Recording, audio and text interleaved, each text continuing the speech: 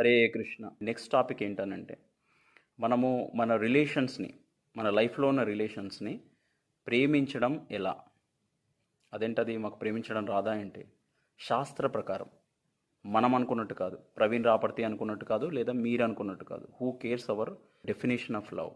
Nobody cares. మనందరి కన్న తండ్రి అయిన భగవంతుడు శాస్త్రంలో ఏం చెప్పాడు? సో జెన్యున్గా ప్రేమించడం అంటే ఏమిటి? రిలేషన్స్ని. సో జనరల్గా మనం చాలా వింటుంటాం కదా, అందరినీ దూరం పెట్టి ఓన్లీ భగవంతుడు భగవంతుడు భగవంతుడు. ఇది ఒక wrong understanding, it's a misconception. So ఆ అపోహ కూడా ఈ వీడియో ద్వారా నివృత్తి చేసే ప్రయత్నం చేద్దాం. భగవంతుడు ఏం చెప్పిండో మనం అది తెలుసుకునే ప్రయత్నం చేద్దాం.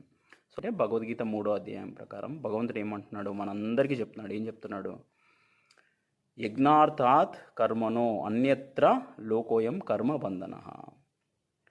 My dear Arjuna and my dear all children, so భగవంతుణ్ణి ప్లీజ్ చేయడానికి చేసే యాక్టివిటీస్ మాత్రమే మనకి కర్మబంధన ఇవ్వవు, మిగతావన్నీ కూడా కర్మబంధన ఇస్తాయి.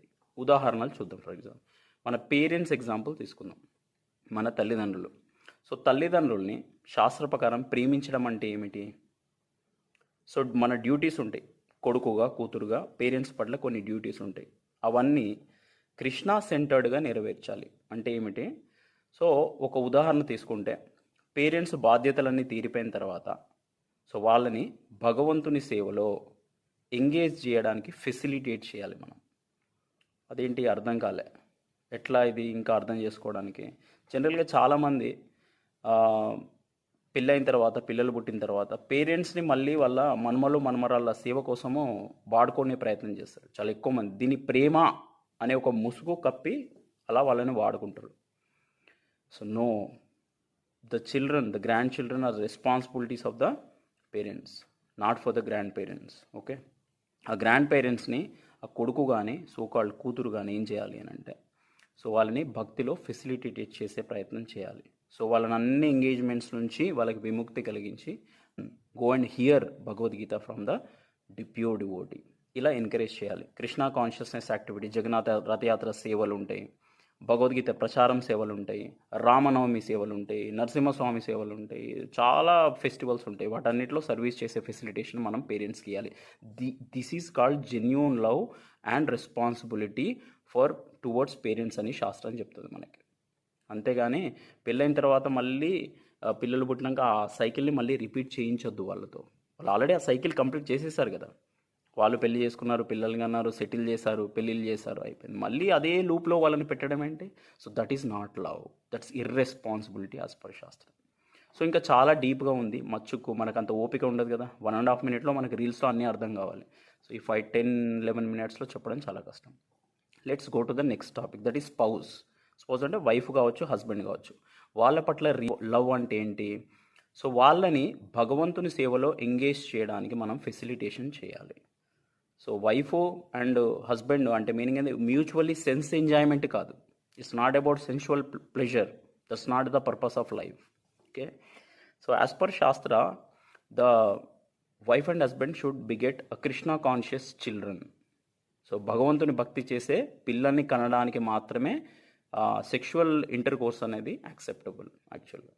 సో ఇవన్నీ మనకి అండర్ ఎక్స్పర్ట్ గైడెన్స్ మాత్రమే మనం ఆచరణకు వీలుగా ఉంటుంది. ఈ వైఫ్ని మనం ఏం చేయాలంటే భగవంతుని సేవలో ఎట్లా ఎంగేజ్ చేయాలి, ఎట్లా భగవద్గీత హీరింగ్ ఫెసిలిటేషన్ చేయాలి, ఎట్లా సర్వీసెస్లో ఎంగేజ్ చేయాలి ఆమె అనేది చేయడమే యాక్చువల్గా లవ్ శాస్త్ర ప్రకారం. It's not about my opinion, it's not about your opinion. మనందరి కన్న తండ్రి అయినా భగవంతుడు చెప్పిండాలి. And same goes to wife also. So wife should serve husband and facilitate to practice Krishna consciousness. It's vice versa.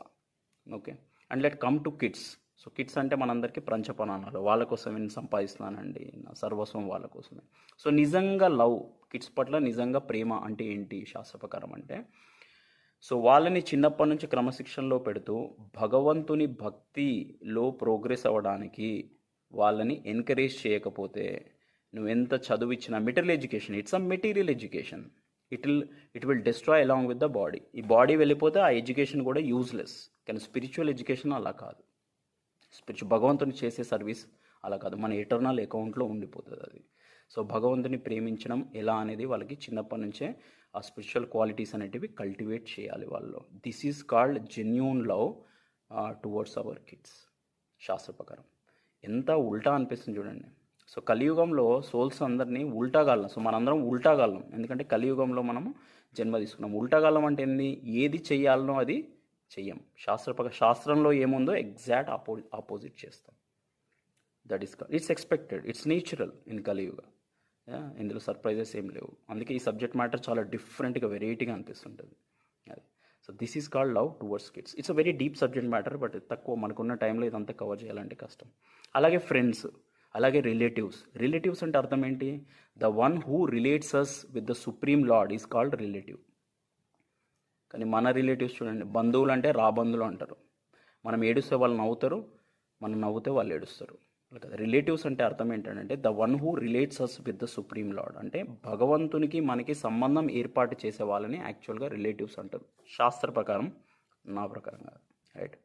So శాస్త్ర ప్రకారం భగవంతుడు భగవద్గీతలో, వేదాల్లో మనకి ఇవన్నీ చెప్పాడు. So that is called genuine love towards our relative. నువ్వు నిజంగా నీ రిలేటివ్స్ని కనుక ప్రేమిస్తే కనుక facilitate them to practice Krishna consciousness, facilitate them to hear Bhagavad Gita regularly, facilitate them to render some meaningful service, seva, to the Supreme Personality of Godhead. Ramanavami, Krishna Janmashtami, Narasimha Chaturthi, ఎన్ని festivals ఉన్నాయి. ఇట్లా service చేసే facilitation వాళ్ళకి ఇవ్వాలి, ఆ రుచి వాళ్ళలో పెంపొందించండి. That is called genuine love towards to our relatives. అలాగే ఫ్రెండ్స్, పోరా సినిమాకి పోదందా, లేకపోతే ఎక్కడన్నా విల్ పార్టీ సమ్వేర్, రకరకాలుగా ఓటికల్ so many things will be there friends. మనందరం ఆ స్టేజ్ నుంచి వచ్చిన వాళ్ళమే. సో ఇలా each and every relationship in our colleagues, that's also. So we should engage them to practice Krishna consciousness. So this is how we should love our relations in our life. Otherwise, the life will go on sense gratification, pleasure. It will work out as long as you scratch my back, I scratch your back. The moment one stops scratching, the problem in relationships. సో Krishna centered కనుక లేకపోతే ఆ relationship ఎప్పుడు మనకి హీట్ని ఇస్తుంది over a period of time. ఇనీషియల్గా మనకు మంచిగా అనిపించచ్చు, వావ్ సూపర్ మంచిగా వర్కౌట్ అవుతుంది అనుకో. No sir, just wait and see the true colours of the relationship. If you don't keep Krishna in the center of your relationship, over a period of time, it will only give you frustration. మన లైఫ్లో ఉన్న relationships అన్నీ ఇచ్చింది కూడా భగవంతుడే. మన పేరెంట్స్ని, wife or husband, children and friends, relatives, colleagues or whatever, whomever may be the relationships that we are dealing in our day-to-day life. Every relationship given by the Supreme Lord Sri Krishna as per our past karma.